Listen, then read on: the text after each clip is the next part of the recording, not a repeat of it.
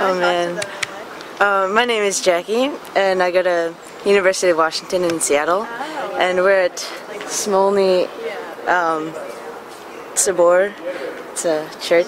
And I was just in this class, and it's Razgovor, which means we talk in Russian about different topics. And so we're talking about families today, which is like super interesting with our awesome teacher Mikhail.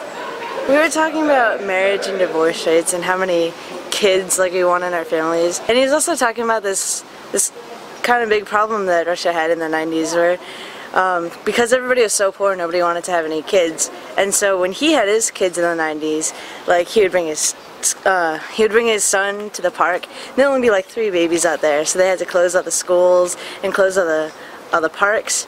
And then there's this huge boom of new babies being born right now, and there's this problem where there aren't any preschools and parks open for them.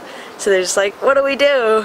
So it's oh my god, there are a bunch of babies calling around. I mean, in our Russian program back at school, we learn all the fundamentals and we learn the words and the grammar. We never talk, we never listen. But here, it's the first couple of weeks nobody wanted to say anything. But now, I mean, if you could see from our class, nobody can shut up.